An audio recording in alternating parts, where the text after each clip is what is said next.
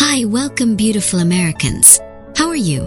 Have you ever worked for a company run by incompetence, where promotion meant sleeping with a boss?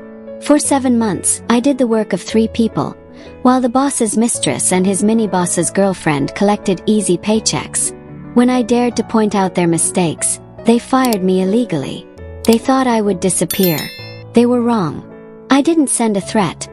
I sent a 200-page dossier of evidence that forced them to settle for a 5-figure payday. If you've ever had to fight a crooked employer who thought they were above the law, hit that like button, subscribe, and get ready for one of the most meticulously documented and satisfying revenge stories you will ever hear. The Fake Freelancer. My name is Luna, and this story is a deep dive into the corporate rot that happens when entitlement and incompetence take the wheel. A few years ago, I landed a job as an SEO copywriter and social media manager for a well-known Italian company. From the start, the setup felt wrong. The big boss, general manager, and the mini-boss hired me, but they forced me to open a VAT number, a partita IVA, and work as a freelancer. Now, in Italy, this is a massive red flag. I didn't work for anyone else. I was at their office, 8 hours a day, 5 days a week, exactly like a full-time employee. They were exploiting a loophole to avoid paying taxes and providing standard benefits. When I raised my concerns, they waved them away with a patronizing, "Don't worry, you'll make connections." Spoiler, I didn't. Despite the sketchy contract, I was a professional. I poured myself into the job. I delivered impeccably. My deadlines were always met, and I consistently received praise, not just from management but also from the clients. My evidence was stacking up in my email inbox, a fortress of my own competency. The antagonists: nepotism and incompetence. The problem wasn't the work. It was the people above me. The managerial team was a circus of nepotism. First, you had the mini-boss's girlfriend. Then you had the big boss's actual mistress. Both were inexplicably on the payroll, and both were absolutely hopeless at their jobs. They were constantly making massive, embarrassing mistakes. They would dump their workload on others. They only survived because of the, shall we say, extracurricular activities they shared with their handlers. My frustration boiled over. It wasn't just about my work. It was the universal injustice of watching hard work be ignored while incompetence was rewarded. I didn't hide my opinion, especially when their sloppy errors meant the rest of us had to pull all-nighters to cover the damage. The abrupt firing, the moment of resolve. 7 months in, the hammer fell. It was delivered with the cowardice you'd expect.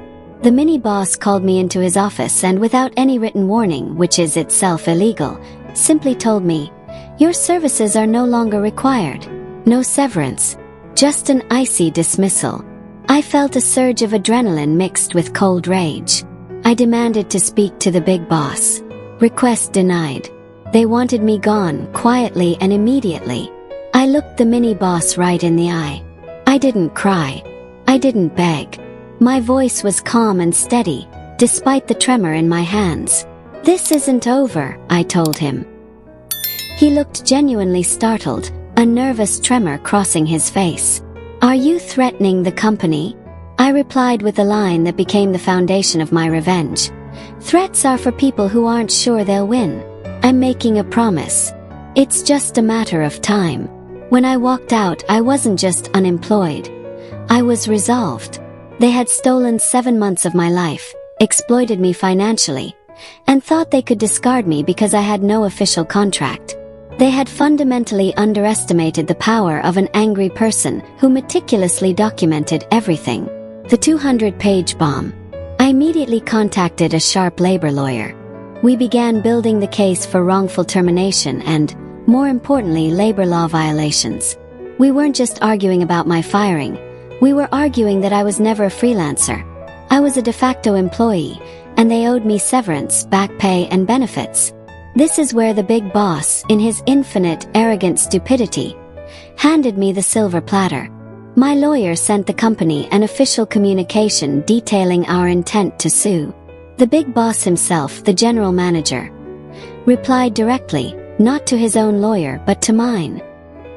He sent a long, furious, rambling email full of insults and personal attacks. It was an astonishing act of unprofessional arrogance. My lawyer's eyes lit up. "Thank you for the extra evidence, genius," she muttered. His emotional outburst provided irrefutable proof of his personal malice and hostile intent. For the next year, because Italian bureaucracy moves with the speed of molasses, I spent every spare moment compiling the evidence. I created a 200-page dossier of irrefutable proof.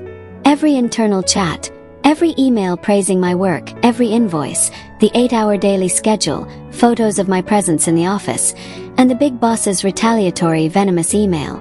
The Christmas miracle. A year later, we were finally ready.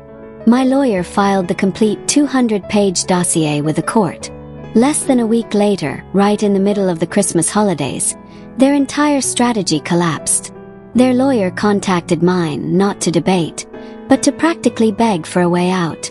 They knew they were caught. The 200-page document wasn't just evidence. It was a promise of a public, embarrassing, and devastating trial. They didn't want to expose their fake contracts, their tax evasion schemes, or the presence of the boss's mistress on the payroll to a judge. My lawyer and I huddled. We had them. We went for the kill. We asked for a substantial 5-figure sum for the settlement. They accepted, without a single complaint. The final moment of justice was the settlement hearing. The atmosphere was thick. The big boss was there, looking pale and furious. The judge signed off on the massive payout, my full validation. Then she turned directly to my ex-boss, cutting him down with the precision of a guillotine. She congratulated me and my lawyer for the meticulous documentation, then gave him a stern, public warning about his appalling conduct, adding the final soul-crushing line, "We're honestly tired of seeing your name in court." He was a repeat offender. He didn't just pay me off. He was publicly humiliated by a government official in front of his legal team. The satisfaction was complete. I didn't get revenge with drama. I got it with documentation. I learned that every single email, chat, and invoice is a brick in your legal fortress.